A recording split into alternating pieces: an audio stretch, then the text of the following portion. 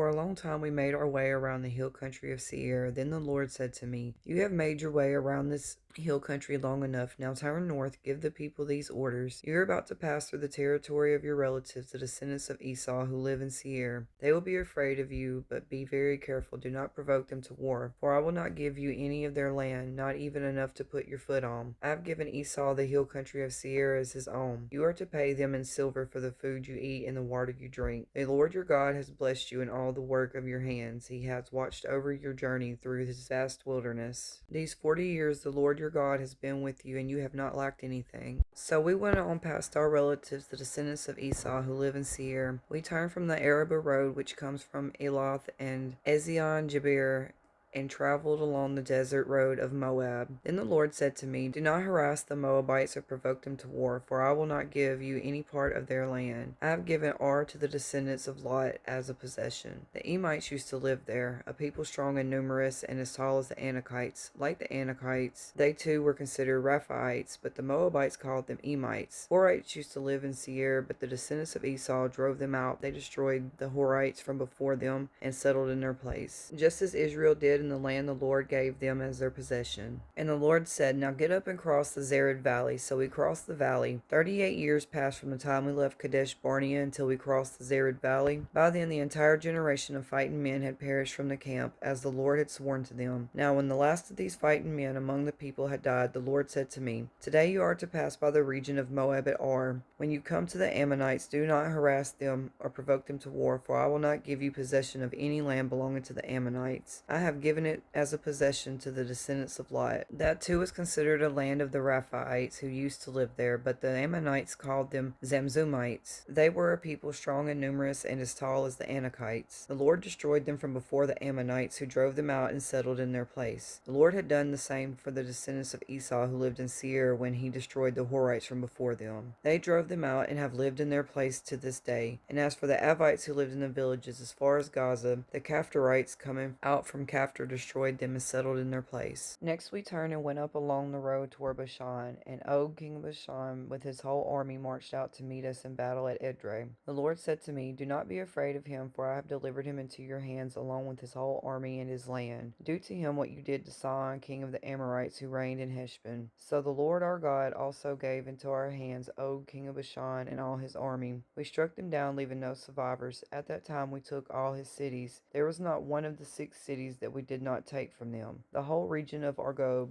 Og's kingdom in Bashan. All these cities were fortified with high walls and with great gates and bars, and there were also a great many unwalled villages. So at that time we took these 2 kings of the Amorites, the territory east of the Jordan, from the Arnon gorge as far as Mount Hermon. Og, king of Bashan, was the last of the Rephaites. His bed was decorated with iron and was more than 9 cubits long and 4 cubits wide. It is still in Rabbah of the Ammonites. Of the land that we took over at that time, I gave the Reubenites and the Gadites the territory north of Aroer by the Arnon gorge, including half the hill country of Gilead together with its towns. The rest of Gilead and also all of Bashan, the kingdom of Og, I gave to the half tribe of Manasseh. The whole region of Argob in Bashan used to be known as the land of the Rephaites. I commanded you at that time, The Lord your God has given you this land to take possession of it, but all your able-bodied men armed for battle must cross over ahead of the other Israelites. However, your wives, your children, and your livestock, I know you have much livestock, must stay in the towns I have given you until the Lord gives rest to your fellow Israelites as he has to you, and they too have taken over the land that the Lord your God has given them across the Jordan. After that, each of you may go back to the possession I have given you.